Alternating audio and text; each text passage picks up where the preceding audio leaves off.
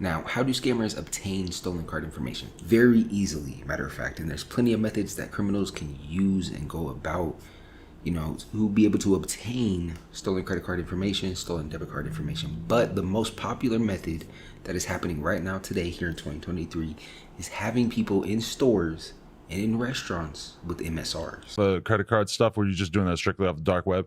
Nah, I was having people at stores and shit with the MSRs and shit like that. Now, what is an MSR? A MSR X6 is a magnetic strip reader that can read, encode, and verify 3 tracks of magnetic strip data with a single swipe. Now, portable magnetic strip readers like this, depending on the model, can read not only credit cards, but driver's licenses, EBT cards, and any other card that uses, a standard magnetic strip. Now, it is a crime and also a direct Visa and MasterCard violation to store any of their track data on an MSR. But can a business, for instance, store your card information? Yes. They are allowed to store your card information if they follow all security requirements and are PCI compliant. But it must be encrypted. And while this information can be stored, there are also other elements of the cardholder's information that cannot be stored by the merchant, such as PIN numbers. But criminals do not care about laws or rules. So say I have a friend that works at a 5-star restaurant, right? Fogo de Chao, just for example.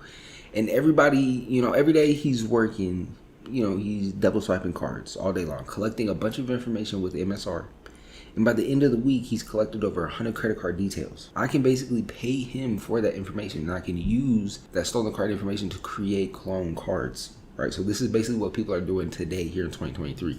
They're cloning cards. And this is why you should never give a waiter at a restaurant, your card and let them leave and go to the back with it, because they can basically double swipe your card. Meaning they swipe it through their point of sale terminal to pay for the meal, and then they also swipe it through their MSR to collect your track 1 and track 2 information. Now, getting into it, scammers can use JCOP, to erase the data on a blank card, because blank cards do come with some information on them. So they can use an application called JCOP English to erase the card data. Now, JCOP English is used to wipe blank cards clean from any unwanted information, to essentially wipe a blank card clean and then put your information on that blank card. Right now, scammers use an application called X2. Right now, X2 is used to encode stolen card information onto blank cards. X2 is the primary tool needed to write information onto blank cards. Right, so this tool essentially it takes your inputted track data, your region data, and IST files, and it basically writes the new information onto the blank card. And all of the information from track 1 and track 2 is used to interact with this tool. And it's very, very important for you to understand, what these applications are and how scammers and criminals use them. Just in case you ever get into a situation where someone has cloned your card, you want to be able to know what they did, and you want to know, you basically just want to be knowledgeable on what's going on, right? So it's always better to be aware of what's going on and how criminals are going about, stealing money from people.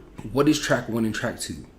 Track 1 stores alphanumeric code, and track 2 only stores numeric code. This means track 2 cannot store information containing letters, only numbers. So track 2 may also include, the primary account number and discretionary data like the PIN number and criteria needed for purchase approval. A scammer can then use an application called ATR God or Smart Tools Plus, right? And these products are needed to change the ATR of a blank card, also known as the answer to reset. Now, the ATR is used to mask the identity of a blank card so it appears as a bank card. We have ARQC or BP tools. Now, these products are used to generate valid ARQCs, which scammers can then input to X2 to write to a blank card. Now, an ARQC is a series of numbers and letters that is used to communicate with ATMs and point of sale terminals. So these tools take into account your region and date to generate a valid ARQC. Then you have ATR, CC range, and bin list. Now, these products contain hundreds of ATRs, credit card ranges, and bins. Okay, and their purposes may vary, but they can help find ATRs of a dump, and they can also help navigate through the many bins that exist to help pick the best one. Now, after everything is said and done, scammers can then use CardPeek.